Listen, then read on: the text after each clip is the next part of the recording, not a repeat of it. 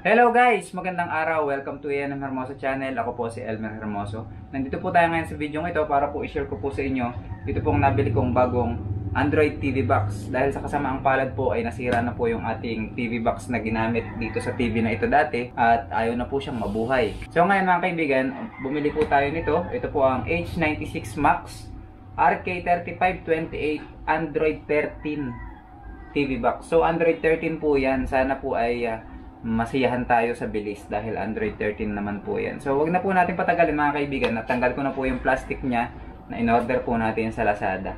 Ngayon po, bubuksan na natin ng diretsyo kasi kanina nabuksan ko na pero hindi ko pa natatanggal yung mga plastic. Gusto ko po ipakita sa inyo para po ma-share ko sa inyo kung maganda ito pong nabili natin na TV box. So buksan na po natin mga kaibigan. Ito lang po naman ang laman niya. Ayan. Meron siyang user manual. Ayan. Siyempre, nandito na yung ating TV box pero hindi siya box, circle. Siyempre, nandito po yung kanyang mga kasama, yung binibili. Meron po siyang power cable or yung ating adapter. At ito po yung kanyang HDMI cable para maisaksak natin sa ating TV. Yung TV po natin ay kahit hindi po smart TV ay magiging smart TV pag gumamit po tayo nito. At siyempre, nandito po yung ating remote control. Ayan siya. So, huwag natin patagalin. Ito ng ating TV box mga kaibigan. Ito siya. Ang ating TV circle. Hindi po box eh. Ayan po siya. Ayan, naka-plastic pa mga kaibigan. Hindi pa po natin nagagamit at hindi pa natin nabubuksan. So dito po ay meron pong lagay ng memory card. Meron po siyang DC in. Ito po ang saksakan ng ating power. Tsaka AV. Tsaka ito yung out ng ating HDMI para isasaksak natin to dito. Yung out dito. At yung isa naman ay doon sa in ng ating HDMI sa TV. So kahit po hindi Android TV yung TV nyo ay magiging smart TV po yan. Dahil po dito. So basta may HDMI po nasaksakan yung TV nyo, pwede po yun. So meron po tayong LAN cable nasaksakan. LAN cable port, USB 2, USB 1. At mukhang wala na. So buksan na natin mga kaibigan. Ayan, tanggalin na natin yung tape. Nandito na yung ating TV circle. TV box. H96 Max 8K Ultra HD. Pero yan syempre nakadepende pa rin sa screen ng iyong monitor kung mape-play niya ang 8K na movie. Sa YouTube kasi pag-upload ko is 4K lang naman yung pinakamataas na nagagamit ko. So hindi pa ako naka-experience ng 8K. Yung 4K kasi napakalinaw na. So ngayon mga kaibigan ay i-connect na natin yung ating HDMI cable. Ayan. Pareho po naman na yung dulo niyan. Hindi na po tayo magkakamali dyan. Tanggalin na natin yung may plastic po siya sa dulo. Tanggalin na natin. Tapos i-connect natin dun sa out. HDMI out. Ayan. Saksak natin dyan. Ayan. Tapos yung isa ay isasaksak natin doon sa HDMI in ng ating pong mga screen or ng ating TV na hindi po smart TV. Para po siya ay maging smart TV. So sasaksak lang natin mga kaibigan.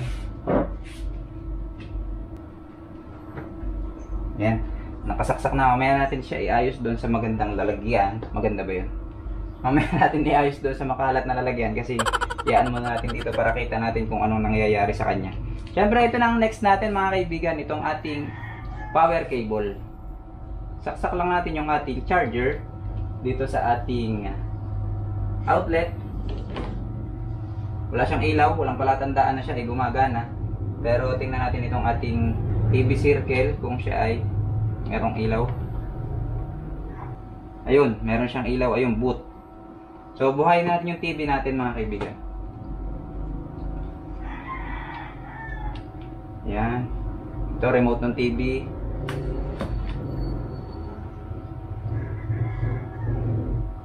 Ayan, Ace po yung ating TV na hindi po smart TV. Naka VGA pa siya dahil ginamit natin siya sa computer. So ngayon yung source natin ay papalit natin sa HDMI. Kasi sinaksak natin siya sa HDMI. Ayan siya. 8K.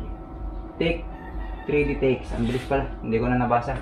So ayan siya. H96 Max. Yun yung kanyang pagbubot niya. Medyo mabilis yung pagbubot niya kasi nayari na agad na. Setting muna natin. At meron po tayo dito mga kaibigan luma na keyboard. Ayan. na wireless keyboard doon sa ating TV box na luma. Gamitin natin dito kasi para hindi tayo nahihirapan maglipat-lipat niyan. Pero pwede naman pong gamitin yung remote.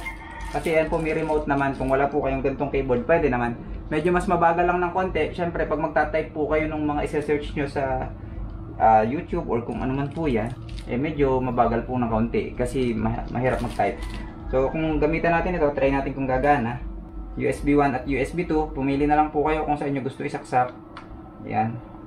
Yung kanya pong Bluetooth dongle. Saksak natin doon. And then try natin kung madidetect. Ayan, ang keyboard natin luma. Ayan, gumagana na po. Mapapansin nyo ay gumagalaw na doon sa ating screen. Ayan, yan. Click natin yung settings. Tapos ay mag-connect muna tayo sa Wi-Fi syempre. Network and internet. Tapos kukonek ko lang doon sa Wi-Fi namin.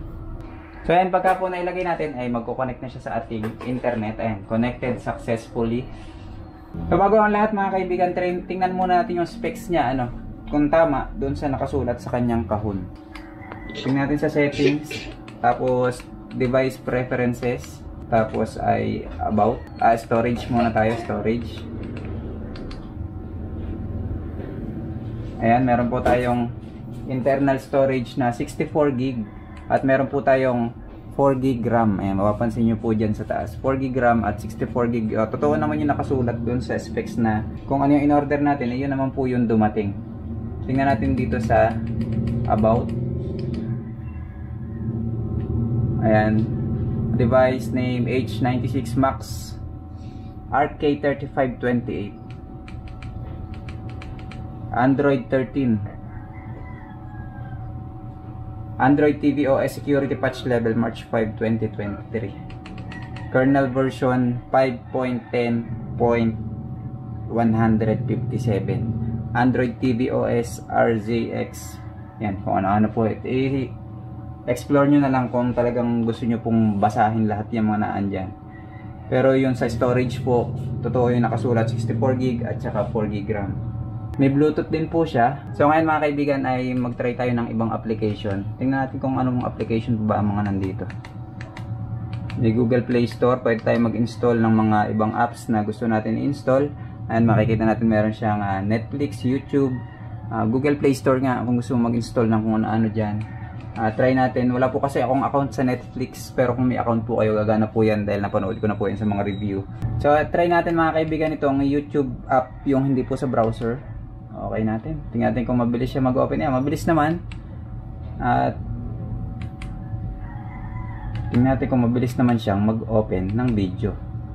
So wag na yung video na yan kasi baka ma-copyright tayo. Yung sariling video ko na lang i-play natin para po tayo ay happy kasi nape-play yung video natin. Search po tayo ng isang video natin. E-bike battery na lang. Para hindi tayo ma-copyright kung ano man yung mga video na ipine-play natin, yung sariling video ko na lang Pero kung manonood pa kayo, syempre di panoorin nyo kung anong gusto nyo panoorin. Mabilis siya mag-search mga kaibigan pag dito sa YouTube app So ayan mga kaibigan, nagpe-play naman tayo. Magpe-play tayo ng isang video ulit. Try natin kung napakabilis po siya magbukas. May ads lang, skip ko lang po yung part na yan. Ayan po mga kaibigan, nagana siya, mabilis. At maayos naman, kumpara doon sa ating naunang TV box, mas mabilis po ito. Pero yung isa naman, nagtagal din po bago po nasira. So ayan, nagpe-play po siya. So ayan nga pala mga kaibigan, additional pa na feature nitong ating H96 Max 8K Ultra HD. Meron siyang oras dyan, ayan, nakasulat dyan. At syempre, ang kanyang feature na natuklasan ko ay meron siyang Bluetooth na pwede mong i-connect sa inyo pong mga magagandang speaker para pagka po kayo makikinig or manonood ng mga movie. Ayan, pwede po kayong gumamit ng inyo pong mga magagandang speaker para po inyong mapakinggan ng maganda. Try natin.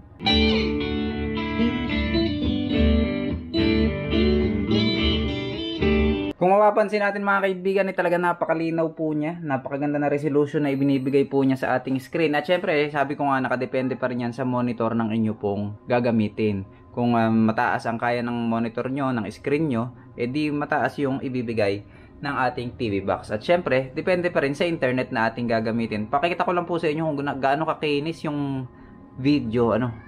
Ito, konting clip lang po kasi makaka-copyright po tayo.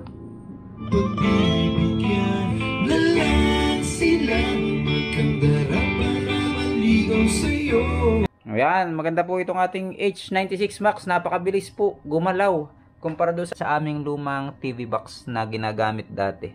So ayan mga kaibigan, kung gusto nyo po ng ganitong Android TV box, ilalagay ko po yung link dyan po sa description. I-click nyo lang po, add to cart nyo na at bilhin nyo na. Lalo ngayong araw na to, naka-sale po ito. Dahil ngayon po ay Lazada birthday sale. So lagi naman sila nagsisale kahit po hindi birthday sale. Lagi sila nagsisale. Click nyo lang, add to cart, and then orderin nyo na po. So hanggang dito na lang mga kaibigan. Sana po nakatulong ito ang video. Please don't forget to like and subscribe. Bye bye!